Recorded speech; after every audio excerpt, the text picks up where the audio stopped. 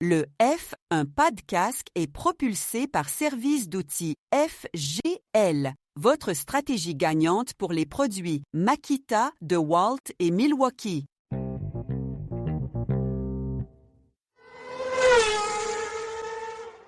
Vendredi 24 avril, mon nom est Martin Simon avec un C, et il me fait plaisir de vous souhaiter la bienvenue à un autre épisode du F1 Podcast. Aujourd'hui, c'est notre formule entre deux courses, ce qui signifie qu'on discute des sujets de l'heure dans le monde de la Formule 1, et on débute maintenant.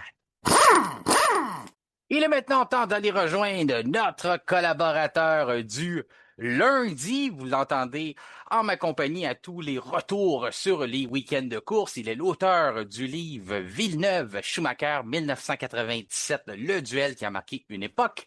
Simon Bachand, bienvenue au F1 Podcast. Ça me fait plaisir d'être là, Martin. Écoute, on a des sujets d'actualité. On est rendu quasiment à la fin d'un 5 semaines de pause. Je te dirais qu'il est temps. On a hâte de voir de la course. Oui. On a hâte de voir. Moi, je suis en manque, là, on peut dire ça. Tu sais, quand je te dis que la plus grosse excitation de course que j'ai eue dans les derniers jours, c'est manger une Kit Kat de Formule 1, là. Ça commence à... Écoute, t'as quand même proposé une série de divertissements F1 de course automobile l'autre jour à CNV. Tu devrais t'inspirer de toi-même dans ce cas-là. Oui, mais si je les ai proposés, c'est parce que je les ai vus. Fait que ça ne tentait pas de les réécouter.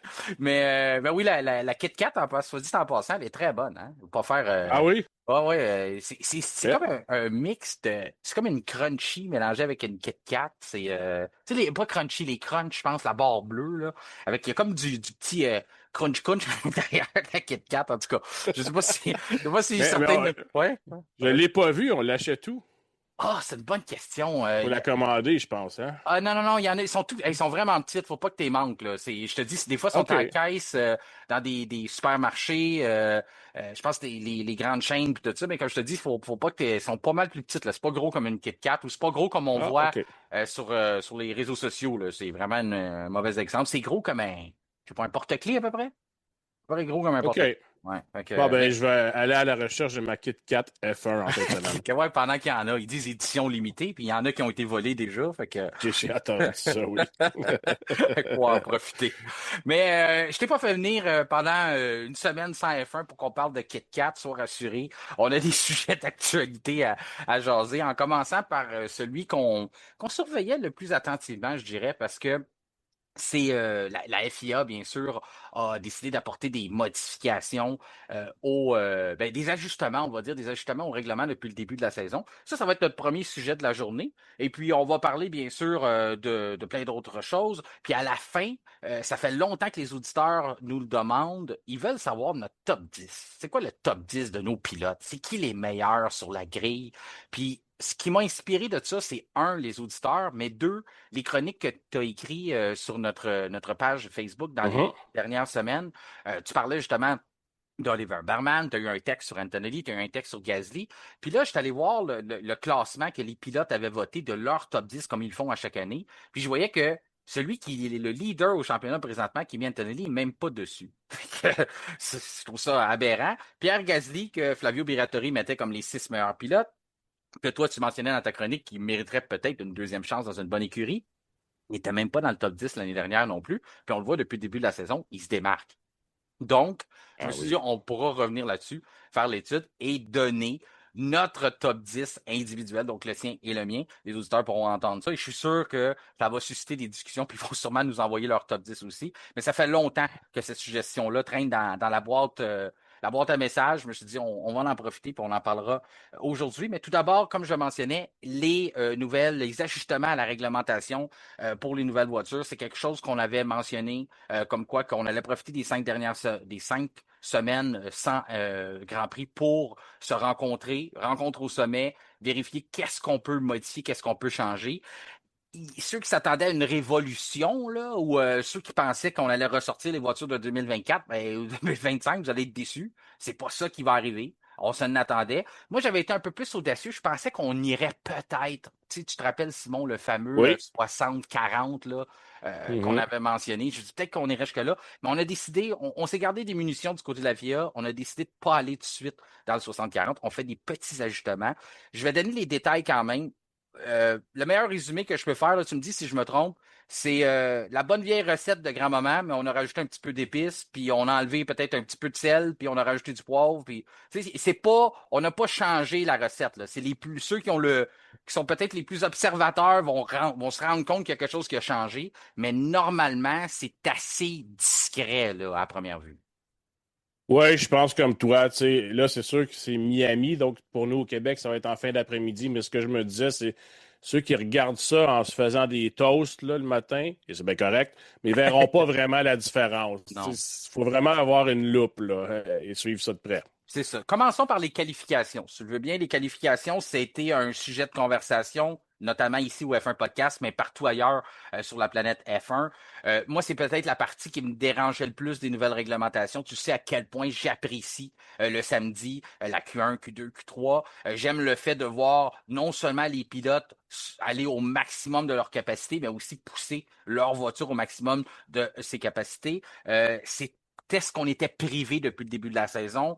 Notamment, Charles Leclerc avait été très vocal là-dessus. Je pense que c'est lui qui l'avait mieux expliqué en disant hey, moi, je suis le gars qui prend des risques. Je suis le plus rapide dans tous les virages. Puis au bout de la ligne, je suis le moins vite sur le chrono du tableau. Ça marche pas comme ça, la course automobile. J'ai pas été. Tu sais, je paraphrase un peu Oui. ce qu'il a dit, mais ça allait dans ce sens-là. Puis c'est vrai que c'est pas normal de dire le gars prend des risques, réussit à sortir très rapidement dans les virages, puis finalement quelqu'un qui a été un peu plus conservateur, ben réussit à décrocher la pole. Moi, en tout cas, pour ma part, c'est pas ce que je veux voir. Puis ils ont plusieurs à penser comme ça. Ce qu'on a fait, c'est qu'on a modifié le nombre de mégajoules qu'on peut emmagasiner sur un tour. Donc, normalement, on était capable d'emmagasiner 8 mégajoules. Maintenant, ça va être 17. Qu'est-ce que ça veut dire en bon français, ça? Parce que c'est bien beau parler de mégajoules, mais on parle pas souvent de ça dans les jours au bureau. Puis à moins que vous travaillez chez Hydro-Québec, là, des mégajoules, ne parlez pas de ça souvent. Mais en gros, en résumé facile, ce que ça fait, c'est que le pilote ne pourra pas emmagasiner autant d'énergie qu'il pouvait. Donc, pourquoi il lèverait le pied ou pourquoi il s'empêcherait d'aller vite s'il ne peut pas. L'électricité qu'il veut mettre de côté, ben, il y a moins de place sur ses tablettes. Donc, on lui a coupé sa place de stockage. Donc, on y en a enlevé. Donc, ça, c'est pour justement empêcher de dire arrêtez d'essayer de récupérer de l'énergie puis pousser à fond. Là, si tu prends cette décision-là, ben, tu dois prendre l'autre qui vient avec, et c'est celle de dire sur le bout de la grande ligne droite, lorsque tu es à fond et tu es en train de peser au maximum sur l'accélérateur, ben, tu as une façon aussi à ce moment-là de faire activer ton MGUK et de récupérer de l'énergie. Avant, le maximum que tu pouvais faire, c'était 250 kilowatts. Là, maintenant, on l'a changé à 350. Donc, encore là, si tu es capable d'emmagasiner de l'énergie pendant que tu roules vite et que tu n'es pas obligé de lever le pied, ben, ça vient dans ce qu'on disait, c'est pousser les pilotes à aller à fond sur un tour complet. Donc, oui, c'est des détails statistiques, c'est des données, mégajoules, kilowatts, etc. Mais au bout de la ligne, le seul changement qui a été fait dans les qualifications, c'est de viser à ce qu'on soit à fond le plus longtemps possible. Est-ce qu'on va retrouver ce qu'on avait dans les anciennes qualifications? Non, je pense pas. Je pense pas que c'est suffisant pour qu'on retrouve ce qu'on avait, mais que la gestion d'énergie soit un peu plus discrète. De ton côté, Simon, si on y va juste pour le volet qualification, est-ce que tu es satisfait de la décision qui a été prise ou de l'ajustement qui a décidé d'être ajusté, d'être fait? Oui, ben pour ce qui Ouais. est des qualifications, je suis d'accord avec toi. C'est là où on avait le plus de travail à faire sur le plan sportif parce que, dans le fond, les qualifications, le but de l'exercice, c'est d'aller vite. Donc là, on a quelque part, les nouvelles F1 empêchaient les pilotes d'aller vite parce ils en payaient le prix. Mhm. Il n'y avait rien à gagner nécessairement à aller plus vite. Donc, c'est contre nature. Donc là, en ce sens-là, je suis content qu'on ait bougé. Euh, Moi, je pense qu'on se rapproche pas mal de l'objectif. J'ai hâte de voir. Et là, on est chanceux parce qu'à Miami et à Montréal aussi, il y aura 2 séances de qualification. Donc, on va être capable de savoir assez rapidement si ces règles-là vont assez loin ou si on peut aller plus loin encore sans venir dénaturer la nouvelle réglementation. Alors, on va le savoir assez vite. Et j'ai hâte de voir ça à Miami. Mais pour le moment, Moi, ça me satisfait les changements qu'on a faits. Sauf que je veux que ça donne les résultats escomptés. Je veux qu'on puisse faire un tour complet à pleine vitesse sans avoir à se soucier de la batterie. Est-ce que ça va se passer à Miami? Ben, voyons voir. Et la grande chance que la F1 a, entre guillemets, c'est que dans ces deux grands prix-là, il n'y a pas de virage équivalent au 130 R, là, où on le prenait à pleine vitesse et où les pilotes devaient lever le pied pour aller chercher de l'énergie. On n'a pas ça. On n'a pas, en tout cas, à Montréal, vous connaissez bien le circuit, il n'y a pas de virage rapide. Donc, on n'aura pas on sera pas gêné là, comme on a été gêné à Suzuka à cause du 130 R. Mais on va être capable d'aller chercher des données qui vont déjà nous indiquer si on est dans le trouble pour d'autres circuits. Fait que comme tu dis, c'est le fun parce que on peut aller voir, on peut mettre la grosse orteille dans l'eau, voir si la température est bonne, sans nécessairement qu'on s'en rende compte, nous, à la télévision, de ça n'a pas de bon sens, j'étais assis dans cette estrade-là, où les gens qui, normalement, qui vont être sur place, vont dire, mais je suis assis là d'habitude, puis ils passent bien plus vite. Là, s'ils ont levé le pied toute la journée, comme des gens, justement, ont dit au Grand Prix du Japon ou ces choses-là. Donc, c'est ça qui est le fun. Comme tu dis, c'est un bon point, t'emmènes que les deux prochaines courses, vont quand même être capables on va quand même être capable d'aller accumuler des données. Puis si jamais on voit que ça pourrait causer problème ailleurs, ben, on va être capable de s'ajuster. Du moins, on pourra rouvrir la discussion autour de ça. Mais c'est vrai que ça va être un bon test, Miami et Montréal, déjà pour voir si les changements ont été apportés. Disons que j'ai déjà hâte que ça recommence l'action, mais j'ai très, très hâte à la première séance de voir comment ça va se passer si les correctifs ont porté fruit. Du côté course, qu'est-ce qu'on a modifié du côté course? Mais c'est surtout au niveau du boost. On se rappelle, c'est ce qui a créé une disparité au niveau des vitesses de pointe et qui a causé l'accident Oliver Burman suite à Colapinto qui, lui, avait plus d'énergie du tout dans sa batterie. Pendant ce temps-là, Berman, lui, est en train de déployer la puissance maximum. Donc, l'écart était trop grand, trop rapide aussi pour qu'à l'œil nu, le pilote soit capable de voir ça. Et donc, à ce moment-là, ben, dans une position sur le circuit où ce que tu voudrais pas que ça arrive. On en a parlé ensemble, mais on parle notamment à un endroit justement comme Monaco à la fin du tunnel. Quelqu'un arriverait justement puis a tout Ouais. déployé son énergie pendant qu'un autre décide d'aller avec la puissance maximum. Ben, ça pourrait causer une catastrophe encore pire que ce qu'on a vu du côté d'Oliver Berman. Ben, ce qu'on a fait pour remédier à ça, est-ce que ça va avoir été une solution? On ne le sait pas, mais c'est qu'à certains moments, le boost va être le maximum qu'on va être capable de déployer, c'est 150 kilowatts. À certains endroits, avec le bouton de dépassement, qu'on a le remplacement du DRS, ben, va rester à 350 kilowatts parce que ces endroits-là sont bien indiqués. Les pilotes le savent que à cet endroit-là, le gars, s'il est à 1 seconde de toi, ben, il va avoir plus de vitesse. Le gars aussi, il sait qu'à l'avant, ben, lui, il en a moins. Ça, c'est plus facile à prévoir. C'est ailleurs sur le circuit. Lorsqu'on a cet excès d'énergie-là et que quelqu'un décide de le déployer, ben, avant, à n'importe quel endroit, il était capable de déployer 350 kilowatts et d'envoyer ça avec son moteur thermique. Là, maintenant, on ne pourra plus faire ça. À certains endroits, ça va être 150, à d'autres endroits, ça va être 250. Ou si on juge que c'est correct, qu'il n'y a pas de danger, que c'est pas un endroit, justement, comme Miami, il y a beaucoup de virages à l'aveugle, là, où on ne voit pas ce qu'il y a derrière, un peu ce qu'on avait dans le cas de Suzuka. Ben, quand on juge que c'est dangereux à cet endroit-là, ben, on va limiter le boost, qu'est-ce que l'excès d'énergie que le boost va être capable de livrer au pilote. De ton côté, si on regarde ce correctif-là qu'on a apporté pour le niveau des courses, est-ce que tu es correct avec ça? Je ne le sais pas encore. Ça, je vais attendre de voir parce qu'il y a un aspect de la nouvelle réglementation que j'aimais beaucoup, c'est qu'on pouvait dépasser partout sur le circuit. Ouais. Et là, je vais attendre de voir, puis pas juste deux grands prix, peut-être 5-6 avant de juger. J'ai l'impression qu'on a peut-être touché à ça sans nécessairement le vouloir, là, parce que en venant réduire cette disparité de vitesse-là. Alors, attendons. Je vais attendre de voir avant de juger. Par contre, je suis heureux de voir que la FIA a pas. Il y a eu tellement de plaintes sur ce qu'on appelle le yo-yo racing, là, un dépassement, puis là, l'autre, il revient parce que là, ta batterie est vide, Ouais. l'autre te redépasse tout de suite. Mais je sais que c'est pas idéal, puis je sais qu'il y a des dépassements qui sont superficiels, puis j'en suis très conscient, puis c'est pas ce qui est le sportivement le mieux, là. Mais côté spectacle, j'aime quand même mieux ça que pas de dépassement du tout ou très rarement. Alors, je suis content de voir que la FIA n'a pas touché à ça pour le moment. Alors, dans ce sens-là, Je suis quand même heureux des changements qu'on a faits, dans le sens qu'on n'a pas touché nécessairement au yo-yo racing, parce que moi, je pense que dans le courant de l'année, les pilotes vont s'habituer et vont s'améliorer, puis vont moins se faire avoir par ça. Ouais, fait que ça se serait effacé de façon Plus normal, plus plus normale. naturel. Ouais, c'est ça. Ça serait fait de façon Par le organique. pilotage. Ouais. Là, ça se fait. Mais j'imagine que l'accident a fait bouger tout le monde. Lando Norris avait Ben oui. été un des premiers à dire la sécurité, toutes ces choses-là. Donc, on veut pas mal paraître du côté de la F1, donc on a décidé de corriger ça. Puis si on est capable de remédier au fait, tu sais, toi, tu l'appelles le yo-yo racing, où les gens disaient des dépassements artificiels. Comme tu dis, Ouais. peut-être que on a touché à ça, mais peut-être que là, on a complètement enlevé quelque chose qui n'était pas nécessairement mauvais au complet, là. Fait que ça va être à surveiller, ça va être à voir.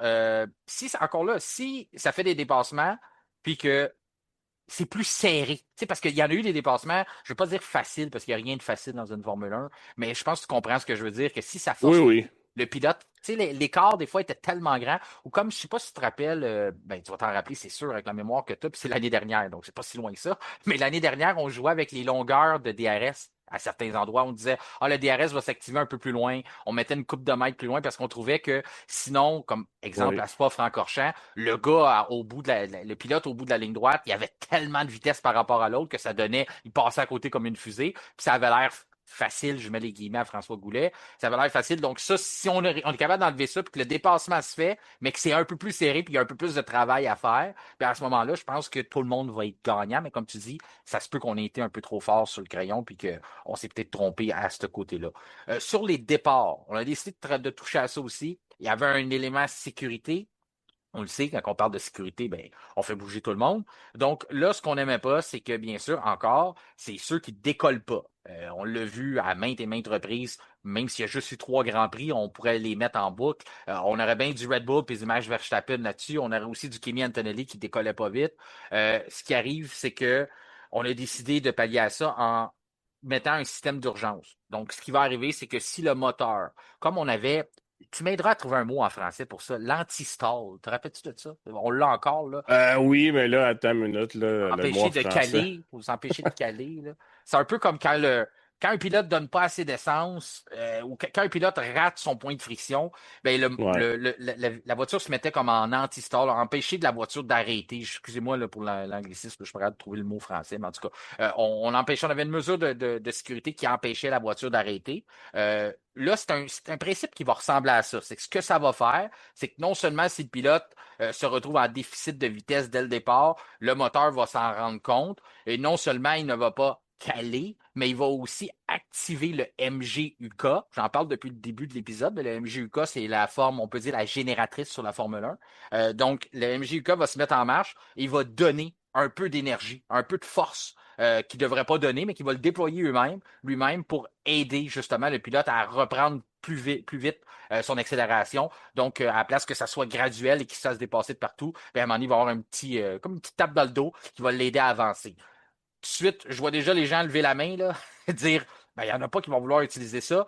On a fait attention. On a fait attention du côté de... On a fait attention du côté de la FIA que ça soit une béquille, mais que ça soit pas non plus des souliers qui vont te propulser, là, ou ça va pas te propulser plus loin, là. Tu vois, c'est vraiment juste pour t'empêcher d'avoir l'air de pas décoller, mais ça sera pas non plus une solution à dire, ben, nous autres, on a des meilleurs départs maintenant, on pèse pas sur le gaz, puis le MGUK, après ça, s'occupe de nous faire ça automatiquement. Donc, c'est pas une aide au décollage, c'est plutôt genre une béquille pour empêcher de justement que tu t'aies l'air complètement arrêté. Ce côté-là, cette technologie-là qu'on a peaufiné puis essayer d'améliorer au nom de la sécurité, es-tu d'accord qu'on touche au système de départ après seulement 3 Grands Prix? Moi, j'aurais attendu. Moi, je suis pas d'accord. Puis je trouve ça plate que Ferrari perde un avantage où ils ont décidé de développer leur moteur d'une certaine façon il y a 1 an et demi, Oui. en avertissant le reste du plateau en disant on aura un enjeu, les amis. Les gens, ouais, il n'y a pas d'enjeu là, pas de problème. Là. Inquiète-toi pas, inquiète-toi pas. OK. Puis là, on arrive tout à coup là, en catastrophe depuis le début de l'année. Wow, c'est dangereux, il faut faire quelque chose, il faut nous aider. Alors que Ferrari avait levé le drapeau et a agi en conséquence bien avant, il se retrouve à payer le prix. Ça, je trouve ça dommage sur le plan sportif. En plus, je me demande si Ferrari ne va pas perdre aussi un élément spectacle, là. Leur départ cette année, c'était impressionnant, en tout cas lors des 2 premiers Grands Prix. Et ça aidait aussi au spectacle d'avoir des bonnes courses, de nous donner des bonnes courses. Alors, moi, là-dessus, je trouve ça un peu plate. J'aurais été plus patient. Puis, je suis bien conscient, là, tu sais, je veux pas de gros accidents au départ. C'est pas ça le point nécessairement. Mais des voitures qui calent au départ, il y en a tout le temps eu en Formule 1, là. Il y en a même pas mal moins maintenant qu'avant. Si vous retournez voir des Grands Prix des années 80, 90, même début 2000, c'est assez fréquent. Il n'y avait pas de gros accidents. Il y en a quelques fois eu, même tragiques, et il faut faire attention. Puis je sais aussi que les voitures étaient plus petites à l'époque, donc c'est plus facile à contourner. Reste qu'il y en avait beaucoup plus, puis les pilotes, en tout cas, c'était jamais soulevé comme étant un enjeu de sécurité majeur. Puis là, soudainement, cette année, c'en est un, il faut absolument changer ça. Fait que j'ai un peu de misère avec ça. Maintenant, je comprends, je veux pas de gros accidents. Donc, et à quelque part, sur le plan sportif, peut-être pour aider ceux qui démarrent bien, moi, j'aimerais une pénalité quelconque. Si c'est ce système-là qui fait que tu démarres bien, ben pourquoi pas un 5 secondes de pénalité? Ah, c'est Juste pas ça comme fou. ça. C'est pas fou. Tu as eu besoin de la béquille, c'est Ouais, correct. On t'a sauvé. On va dire qu'on t'a sauvé la vie parce que tu étais en danger sur une grille de départ avec une voiture qui ne décolle pas pendant que les autres filent. Mais tu vas payer la note au bout de la ligne. Ça incite les équipes, justement, à pas utiliser ça. À dire comme faut pas. Je pense que on a fait attention, je le disais tantôt, on a fait attention que ce soit pas une récompense, mais de dire que si tu utilises cette béquille-là, ben ça, tu vas payer pour. C'est pas fou. Ça travaille, ça aide les équipes à travailler leur départ. Parce que je pense que c'est quelque chose. Il n'y a personne qui veut pas décoller, là. ben non, Mercedes, ça, on s'entend, là, c'est c'est bien, ça. là. Mercedes travaillait là-dessus. Red Bull, on l'a vu dans les Racing Bulls, c'est arrivé. Après ça, ça a été corrigé. Donc, on a trouvé une solution du côté de la petite écurie. Du côté de Red Bull, je pense que c'est arrivé une fois à Jar, peut-être 2 fois à Verstappen dans le même week-end. Après Ouais. ça semble avoir été réglé. C'était une période d'adaptation. Au pire des pires, la FIA aurait pu laisser plus de temps dans les séances de pratique EL1, EL2. On pratique les départs à la fin d'une course, là. Normalement, on a le droit à un. Pourquoi on ne l'aurait pas fait Mhm. 2 ou 3 fois? Pourquoi on ne laisse pas justement les écuries pratiquer un peu plus les départs pour trouver justement le bon mix, la bonne solution sur qu'est-ce que ça prend pour pas que ça arrive, puis après ça, remédier au problème. C'est vrai que c'était peut-être un peu tôt. Tu sais, si on était arrivé, mettons, après Miami, après Montréal, puis on dit, écoute, là, faut trouver une solution au départ, c'est général, on s'est généralisé, on a un problème avec ça. Mais là, c'est vrai qu'on a peut-être été un peu vite sur la gâchette, mais on a tellement eu peur qu'il arrive quelque chose. Parce que c'est vrai, la scène, justement, le Lawson qui évite Oui, je suis conscient. Colapinto, là, ça, Oui. c'est. On l'a échappé belle, Non, non, celle-là. c'est vrai que Ouais. c'est peurant.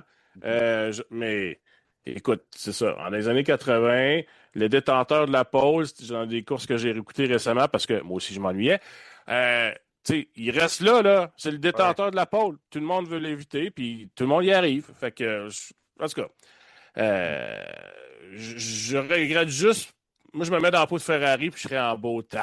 Ça, Ouais, ouais. sincèrement. Mais, mais, Ah oui. mais ça, je partage ton point. Moi, quand que quelqu'un réussit à se démarquer par l'ingénierie, je trouve ça vraiment dommage qu'on nivelle par le bas et on dit, ah, ben là, les autres qui n'ont pas À pensé. cause de la sécurité, Ouais. finalement, on ne s'est pas soucié d'un problème, ça ne nous dérangeait pas, puis on vient le rechercher de cette façon-là. Moi, j'aime pas ça. Ouais, il y a un grand directeur d'écurie qui aurait dit Change your car. Oui, c'est ça, exactement.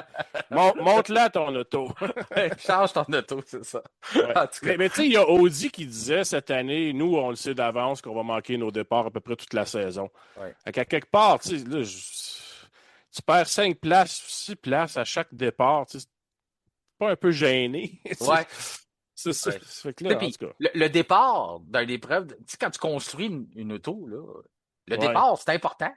C'est assez crucial, là. Ben Surtout quand oui, on voit que. Ouais. des départs arrêtés, c'est pas des départs lancés. Fait que c'est une grosse partie d'un Grand Prix. Je me rappelle, Red Bull, il y a quelques années, quand on se battait pour le championnat avec Mercedes, on avait de la misère sur le départ. Puis on a travaillé là-dessus, on a investi énormément d'argent parce qu'on trouvait que le temps de réaction était pas aussi rapide que les Mercedes. Puis on concédait du terrain sur justement le début de l'épreuve. Alors, je peux pas croire que les autres écuries, ou comme tu dis, que Audi se présente dans un championnat en disant, ben, nous, on sait qu'on va concéder. Pas grave, les qualifications. Faut qu'on ait des bonnes qualifs parce qu'on va concéder des places à chaque départ. C'est pas vraiment la bonne attitude à avoir. En tout cas, du moins que la FIA a peut-être trouvé une solution pour Audi aussi à travers tout ça. L'autre chose qu'on a décidé d'adresser, c'est la pluie. On n'en a pas eu. Mais je pense que ça aurait pu être dangereux. En tout cas, du moins ce qu'on entend. C'était une question que j'avais. C'est une question que j'avais à l'effet de sol dans le temps. La première fois qu'on va prendre la pluie avec l'effet de sol, qu'est-ce que ça va faire? Ben, on l'a vu. Ce que ça faisait, ben, la canalisation de chaque côté faisait que tu envoyais tout plein d'eau à ton adversaire en arrière. On n'a quasiment pas vu les voitures à effet de sol rouler sous la pluie parce que c'était trop dangereux. C'est ce qu'on nous disait. En plus, on avait une problématique avec les pneus qu'on peut pas mettre dans les enveloppes chauffante. Les pilotes n'aimaient pas ça. On en a déjà parlé ici au F1 Podcast. On dit, quand Alonso, Verstappen, Hamilton te dit que tu te trompes avec tes pneus, mais que Pirelli continue à dire, non, non, c'est bon, vous n'avez pas besoin d'échauffer. T'écoutes qui? On en a déjà parlé de ce sujet-là. Mais là, la FIA a décidé d'être proactif avec Pirelli. Puis là, on a décidé d'autoriser de monter la température dans les enveloppes chauffantes pour les pneus intermédiaires. C'est drôle qu'on fasse ça parce on les a pas vus encore. On n'a pas vu cette utilisation-là. Sauf que ceux qui étaient présents pendant les essais hivernaux ont vu un peu de pluie. Ils ont vu une Ferrari et une Red Bull sortir dans des conditions de pluie. Puis il y a eu un accident qui était assez sévère de la part d'Adjar. Donc, faut croire que ça a laissé des traces, puis on avait encore ça dans l'arrière de la tête. Et la FIA, on a décidé de corriger ça. Puis c'était apporté aussi par les directeurs d'écurie. On avait cette crainte-là de dire, s'il faut qu'on se ramasse dans la pluie, puis on a aussi géré aussi comment qu'on pourrait les apports justement du moteur en énergie, la puissance qui serait livrée par le moteur, toutes ces choses-là. On peut modifier ça si on tombe en cas de pluie. Le fait qu'on ait été proactif là-dessus, est-ce que ça te dérange ou tu trouves qu'on aurait quand même dû attendre de voir si ça fonctionne ou le fait qu'Adjar avait eu l'accident aux essais hivernaux, c'était assez, même si on ne l'a pas vu, là, on n'a pas vu ces conditions-là, mais pour toi, c'était assez pour dire non, non, on ne veut pas se retrouver dans une situation où ça ne fonctionne pas juste parce qu'il pleut. Mais là, moi, ce que je voudrais éviter le plus possible, c'est, on le faisait de moins en moins ces dernières années, courir sous la pluie pour les raisons que tu viens d'énumérer. Alors, je veux pas qu'on perde ça en Formule 1. Alors, s'il faut qu'on fasse des ajustements maintenant pour qu'on se retrouve pas dans des situations où on retarde des grands prix parce qu'ils annoncent de la pluie, On ben, je l'annule, préfère ça. ouais. Ou on l'annule tout simplement, ouais. Avec Je des préfère partisans ça. d'investrade en plus. J'imagine Montréal, là, tu sais, Ouais. on a eu bien de la pluie hein, dans les dernières semaines. Montréal, le Oui, Grand Prix arrive. Tu dis un beau dimanche, tu cancelles tout ça parce que ah, non, nos nouvelles voitures ne peuvent pas vraiment rouler dans la pluie. Hey, ça serait catastrophique. ça serait assez plate, hein. On Ouais. s'entend là-dessus, là. Donc, ça serait gênant aussi pour la F1. Alors, je pense que il faut pas perdre cette. Ça fait partie de la Formule 1 de rouler sous la pluie. C'est pas toutes les séries qui le font, là. On a juste regardé en série kart, là, où il y a bien des fois où on le fait pas. Et on peut comprendre que les circuits ovales, c'est pas la place non plus, là, mais ça fait quand même partie de la vie de kart d'éviter la pluie. Alors, en F1, on a toujours roulé sous la pluie. Et de plus en plus, on sentait qu'on cherchait à esquiver ces situations-là. Alors, dans ce sens-là, tant mieux si on agit tout de suite pour ne pas perdre cette particularité-là. Ouais. L'autre chose qu'on a fait, il y en a plusieurs hein, points, puis je veux les passer le plus rapidement possible, Oui. mais je pense que c'est intéressant pour les gens de savoir qu'est-ce qui a été dit. C'est le fun de voir, il y a des textes qui ont été écrits là-dessus, ça a sorti, mais lire puis se le faire expliquer, c'est différemment. C'est différent. Donc, l'autre chose, c'est l'astuce que Mercedes et Red Bull avaient depuis le début de la saison.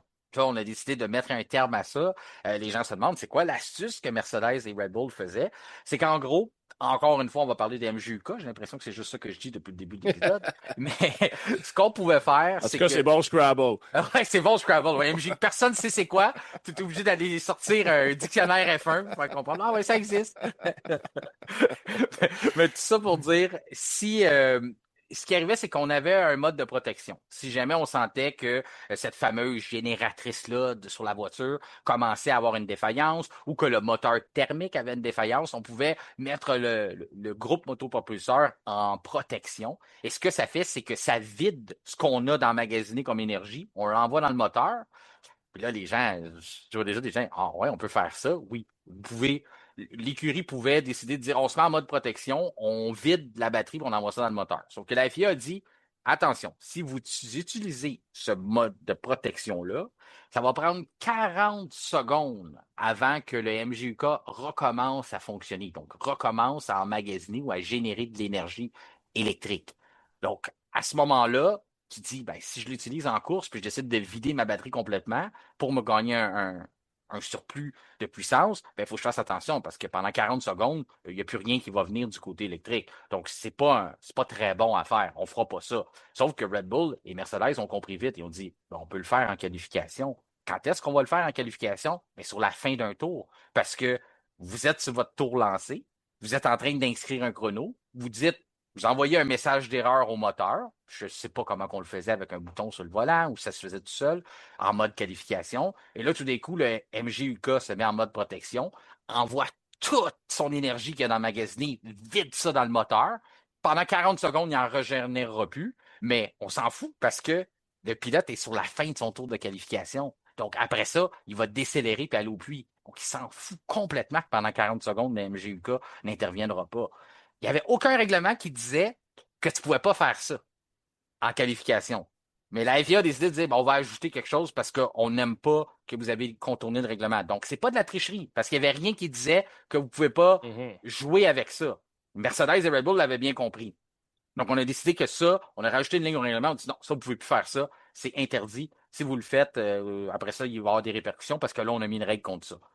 Toi, c'est quoi ton opinion face à ça? Parce qu'encore là, je trouve que c'est de l'ingénierie aussi. C'est comment utiliser ta machine, comment comprendre ta technologie. Je trouve ça quand même intelligent de la part des deux écuries. Puis je me dis, ben, les autres aussi auraient pu le faire. Oui, ça, je comprends ton point. Sauf que là, on utilise un élément qui a été mis en place pour la sécurité afin d'améliorer la performance. Ouais. Donc, on vient un peu dévier, on vient en fait dévier complètement l'utilité de ce mécanisme-là. Alors qu'en contrepartie, les écuries, entre autres, on demandait à la FIA de faire attention aux disparités de vitesse, puis on demandait à la FIA de faire attention, et on a invoqué la sécurité, dans le fond, pour modifier les règlements. Alors, je pense que la FIA, à ce moment-là, a toute la légitimité de dire on va toucher à nos règlements en raison de la sécurité, mais en contrepartie, on le sait ce que vous faites, et ça, maintenant, c'est fini. Alors là, les écuries sont un peu mal placées pour dire non, on proteste. Je comprends la FIA d'avoir agi comme ça. Ça ne veut pas dire que c'est pas génial, ça ne veut pas dire que c'est pas intelligent. Mais là, il y a un mécanisme qui a été mis en place pour la sécurité, puis on s'en servait pour de la performance. Donc, on venait le dénaturer. Ouais, c'est là que l'esprit du règlement rentre en ligne de compte. Hein, parce qu'on dit Ouais. toujours, il y a le règlement et il y a l'esprit du règlement. Et quand tu vas contre l'esprit, comme tu le dis, c'est un mécanisme de sécurité que tu utilises pour de la performance. Donc, tu vas à l'encontre de pourquoi c'est là. Donc, je comprends ton point. Je pense que c'est très valable de dire à ce moment-là, félicitations de l'avoir fait. Puis, félicitations à Mercedes parce que vous avez eu des bons résultats. Red Bull, on peut se poser des questions sur à quel point l'avantage Ouais, a c'est été ça a-tu utilisé. vraiment aidé? Oui, exactement. Eux autres doivent être pas contents de l'avoir perdu, en tout cas. Mais du côté de Mercedes, on ne sait pas à quel point ça avait un impact, mais au moins, disons que pendant qu'on l'a eu, pendant que ça a duré, ben, on en aura profité de leur côté. On sait, ça va être 2 week-ends sprint. On revient d'une longue pause. C'était bizarre, ce calendrier-là. Je me rappelle, moi, au début, quand ça avait sorti, là, tu sais, ça avait été plus ou moins sorti officiellement qu'il y aurait une sprint à Montréal. On s'en doutait à cause du prix des billets. Moi, ce qui m'avait fait sursauter, c'est qu'on avait mis Miami quand même 3 semaines avant, mais 2 week-ends sprint qui se suivent. On n'a pas vu ça souvent. Je me rappelle même pas avoir vu ça. Les écuries détestent normalement les week-end sprint, donc 2 de suite. En plus, après 5 semaines de pause, on va arriver avec des améliorations. On arrive avec des ajustements à la technologie. Il en fallait pas plus pour que la FIA dise, ben, votre seule séance de CD, on va la mettre à 90 minutes à la place. Donc, on a rajouté 30 minutes sur la première pratique qui va avoir lieu à Miami, donc la première après 5 semaines d'arrêt. Les différentes écuries et pilotes auront un peu plus de temps en piste pour comprendre ce qui se passe, comprendre les ajustements, puis aussi probablement comprendre les nouvelles mises à jour qu'on aura pris le temps de développer durant ces pauses. C'est ce qui conclut notre bloc, là, toute actualité de notre bloc, je veux dire, sur les nouvelles réglementations, les ajustements qui ont été appliqués. Et c'est ce qui va à nous poser la question, à vous poser la question plutôt, la question présentée la question du jour présentée par Sona Viking, une entreprise québécoise située à Laval, spécialisée dans le domaine des saunas. Ils peuvent vous faire ça sur mesure. Ils ont une salle de monte maintenant sur le bord de l'autoroute 440. 15 de mémoire, c'est proche. Les deux, vous allez trouver ça sur Internet. Vous pouvez même prendre un rendez-vous avec eux. C'est préférable pour avoir un expert avec vous qui va être capable de vous assister, de vous encadrer dans votre projet, que ce soit à l'intérieur ou à l'extérieur. Sona Viking a des solutions pour vous. Donc, la question qu'on vous demande, êtes-vous satisfait des ajustements apportés par la FIA? Donc, vous pouvez nous répondre oui, non, ou je veux attendre avant de voir. Donc, peut-être que juste avec ces statistiques-là, il y en a que ça va faire leur affaire. Peut-être qu'il y en a qui vont attendre quand même de voir ce que ça va donner en piste du côté de Miami.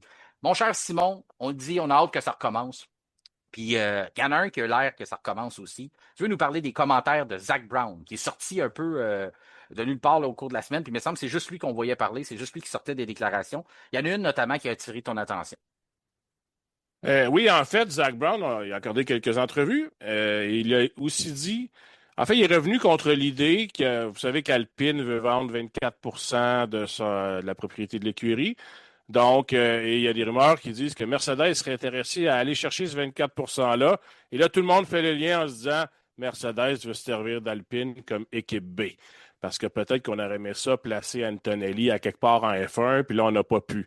Bon, il y a eu le départ d'Hamilton qui a ouvert cette porte, qui a permis à Antonelli de remonter tout de suite chez Mercedes. Bon, finalement, on a réglé ce problème-là. Mais pour le futur, les gens font cette conclusion-là. Alors, Zach Brown, et là où je suis d'accord avec lui, c'est lui qui dit faut éviter ces situations-là où les consortiums ou une écurie, en fait, est propriétaire en partie ou en totalité d'une autre écurie de F1. Et moi, je suis d'accord avec ça parce que quand on regarde ce que Racing Bull fait avec Red Bull, il y a un avantage indu et c'est particulièrement vrai maintenant depuis qu'il y a un plafond salarial. Il y a des gens qui passent de Faenza directement chez Hamilton Keynes, chez l'usine Red Bull. Donc, sans nécessairement qu'il y ait une période de jardinage, sans qu'on doive faire des démarches pour aller l'embaucher. Donc, vous voyez qu'il y a comme un avantage d'avoir deux écuries. C'est comme s'il y avait, en fait, Racing Bull, c'est le club école de Red Bull. Et du jour au lendemain, on peut prendre quelqu'un, entre autres un pilote, et l'emmener directement dans la grande écurie. On le fait souvent. Ouais. Les autres équipes ne peuvent pas se permettre ça. Là, je sais que dans le passé, on l'avait fait parce qu'on voulait sauver Minardi, on ne voulait pas perdre cette écurie-là. Sauf que là, la F1 est rendue ailleurs. Il y a de plus en plus de gens qui sont intéressés à avoir une écurie. Alors peut-être qu'un jour, on pourra forcer la main à Red Bull de vendre Racing Bull. On n'est pas rendu là. Mais en attendant d'arriver là, on peut éviter de créer une deuxième situation similaire avec Alpine et Mercedes. Ben, ça c'est ce que je trouve le pire. C'est si la situation est discutable avec Red Bull, puis on dit, c'est un droit acquis parce que les situations étaient différentes comme dans le temps, comme tu évoquais. Mais le pire des scénarios, ça serait de reproduire la même chose avec Mercedes.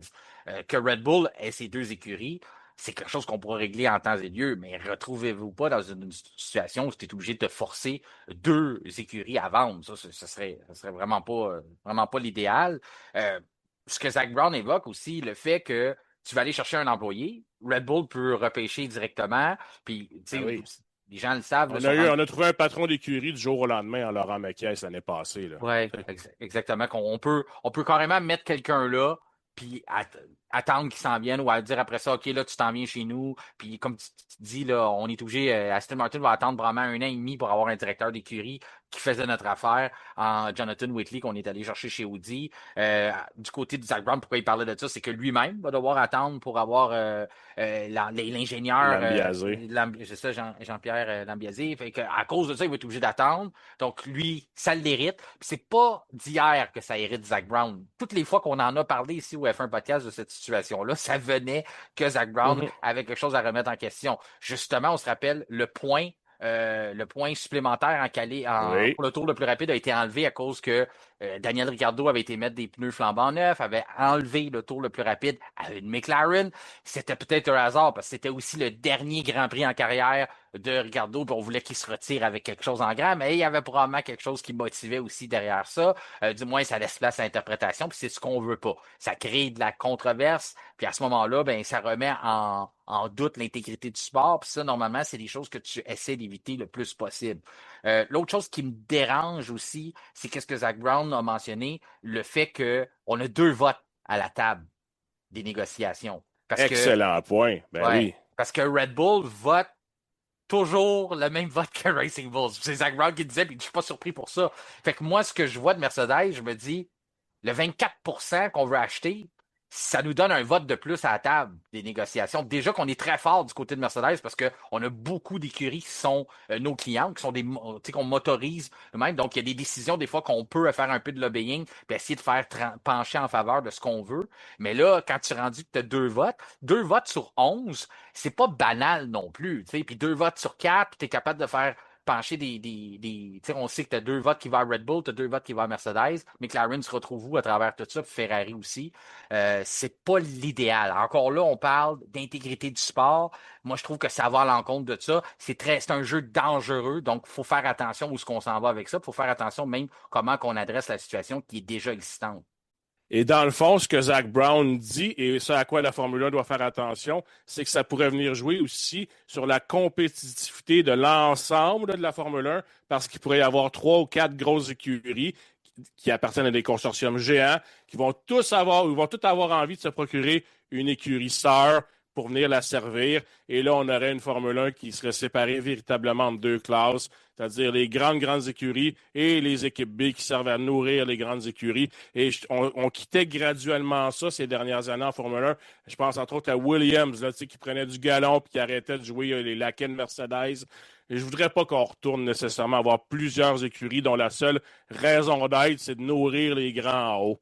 Donc, il faut faire attention à ça. On avait Alfa Romeo qui faisait un peu le rôle aussi avec ses Sauber pour Ferrari. On s'était détaché de ça. C'est devenu des entités à part. Il y a Haas, mais Haas, on est un gros client chez Ferrari. On achète pratiquement toutes les pièces qu'on peut se procurer là-bas.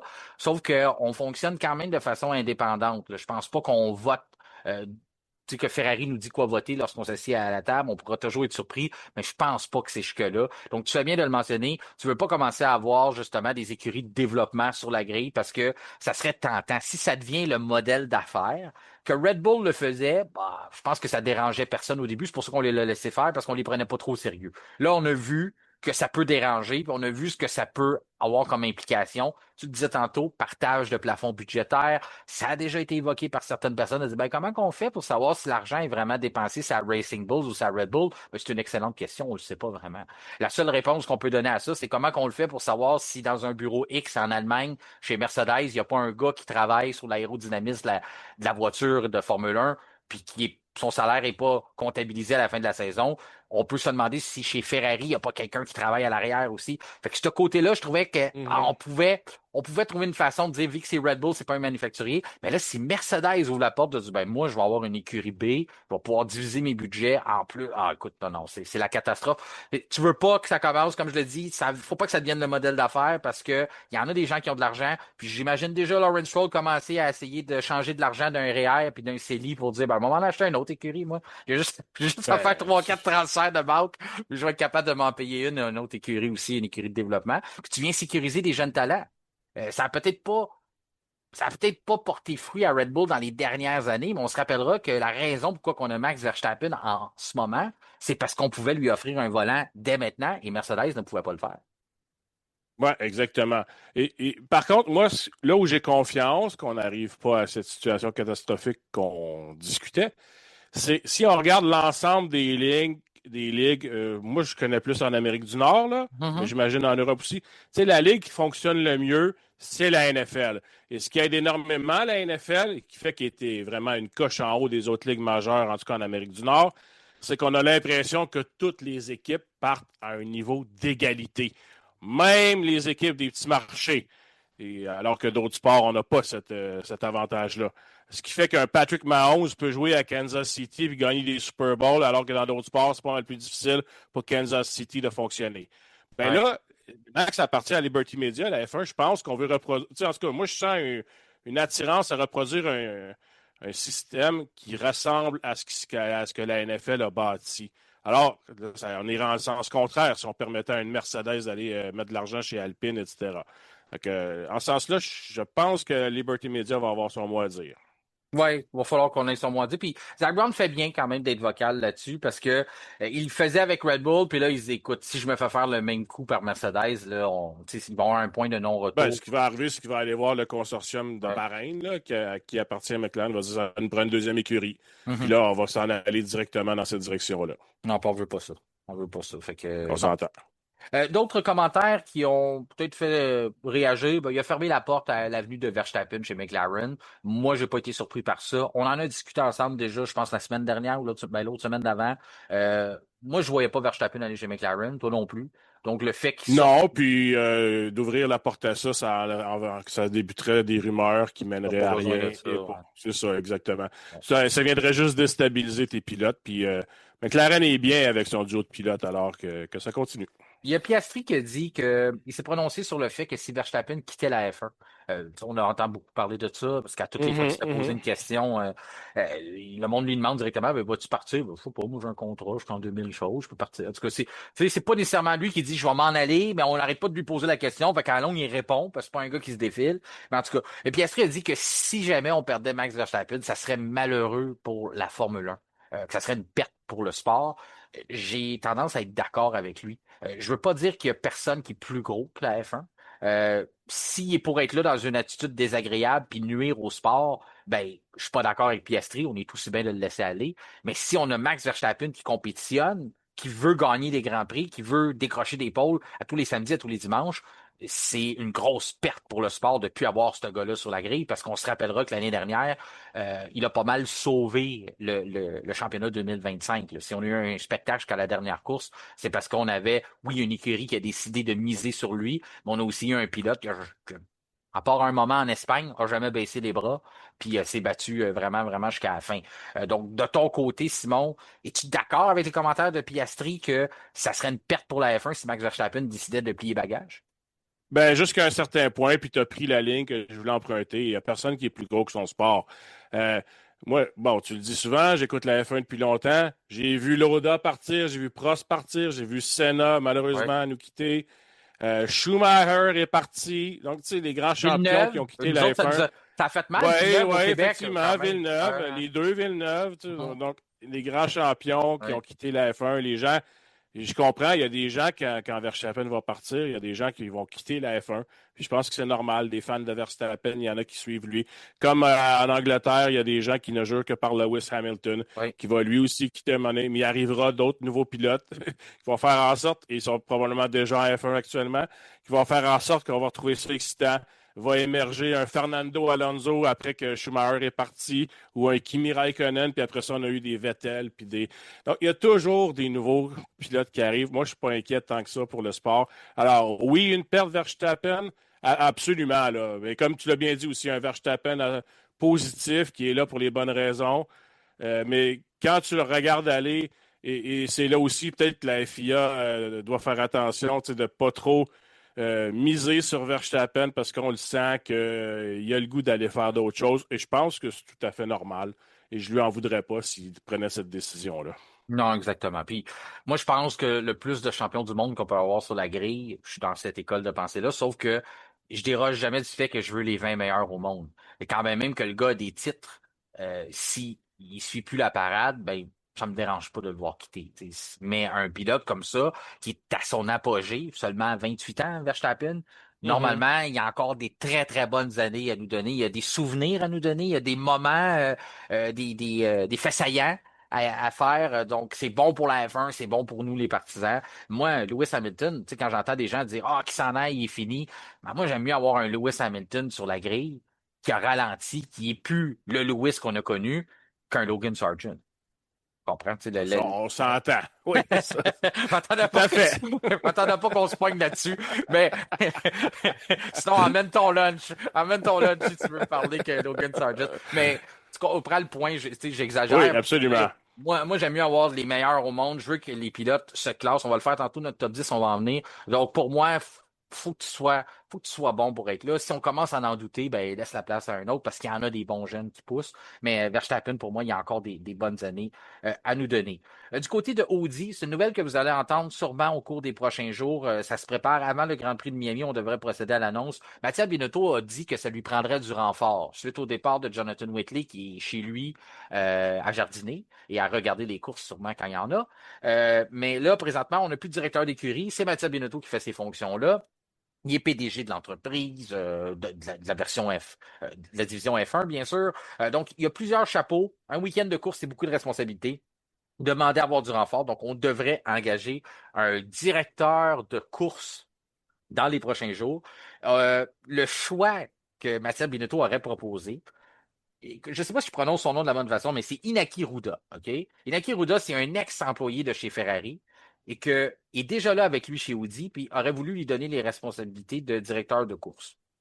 La seule affaire, c'est que Anaki Ruda, quand tu regardes son CV, c'est quoi qu'il faisait chez Ferrari avec Mathieu Binotto? Il s'occupait des stratégies pour la Oh Scuderia. là là. Ouh là là. OK. Je ne sais pas si c'est pour ça qu'Audi a dit regarde, on va choisir un autre candidat. Ça n'avait pas rapport avec les stratégies, le rôle qu'on voulait lui donner, mais qui est quand même directeur de course. Donc, il y a quand même des choses que tu diriges.